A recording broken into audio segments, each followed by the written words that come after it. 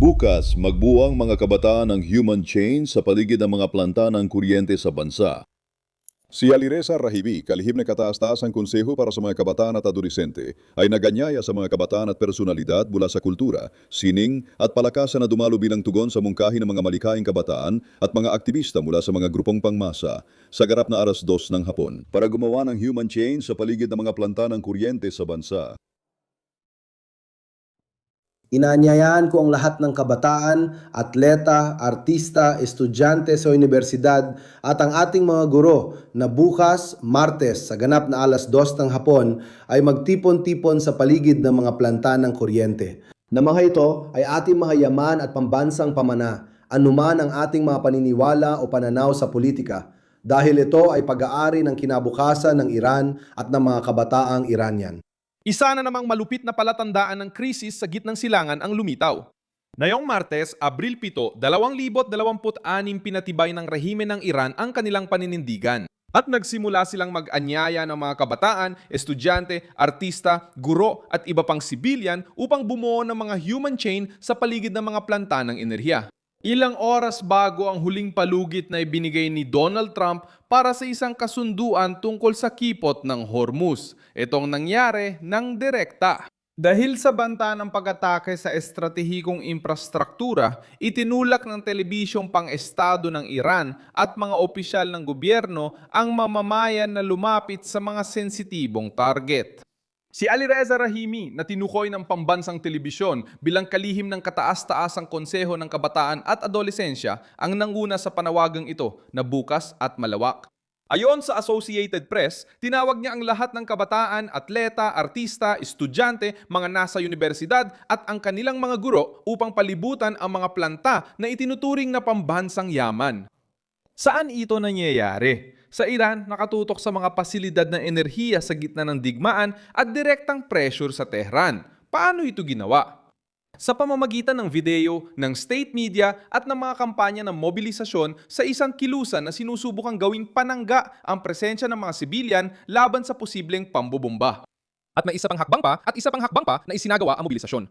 Sa ibang pagkakataon, iniulat ng Associated Press, isang general ng Gwardyang Revolusyonaryo, si Jose Inyecta, ay lumitaw sa isang estasyong pag-aari ng Estado. Hinihikayat ang mga magulang na isama ang mga anak para okupahin ang mga checkpoints sa gabi. Ilang beses nang tinarget ng airstrike ang mga checkpoint na ito. Ayon sa AP, tumatanggap ang puwersang basis ng mga batang 12 pataas para sa ganitong tungkulin. Ayon sa Amnesty International, ito ay isang marahas na krimen. Ang punto ng kwento, hindi lang simpleng humihingi ng makabayang suporta ang rehimen. Ginagamit nila ang propaganda, emosyonal na presyon at inilalantad pa ang mga sibilyan, pati menor de edad, sa panganib. Bakit ito nangyayari ngayon? Muling iginiit ni Donald Trump na pinala ang deadline ngayong Martes ng gabi para sa kasunduan.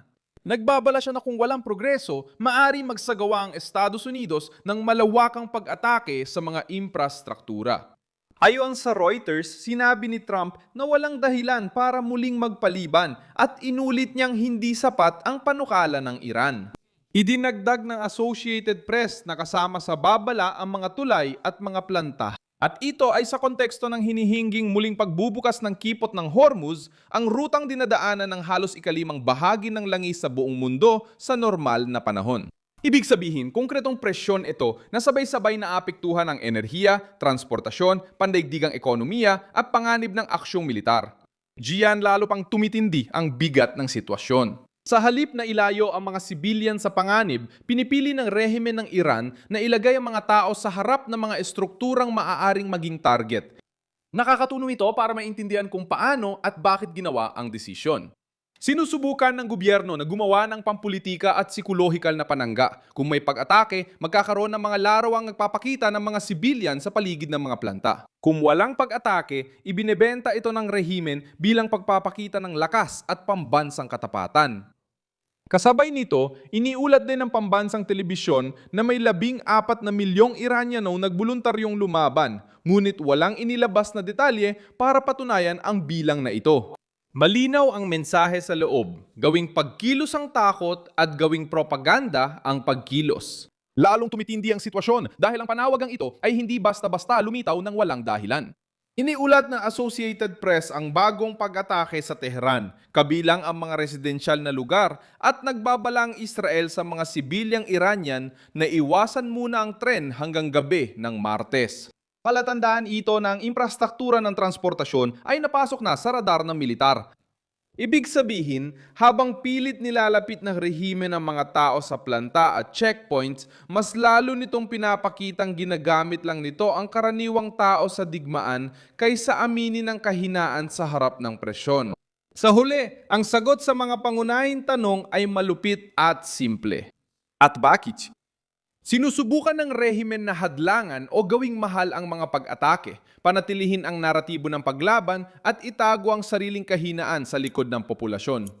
Ang larawang naiwan ay nakapanlulumo. Kapag inilalagay ng gobyerno ang kabataan at mga bata sa pagitan ng kapangyarihan at mga bomba, ito ay tanda ng desperasyon, hindi lakas.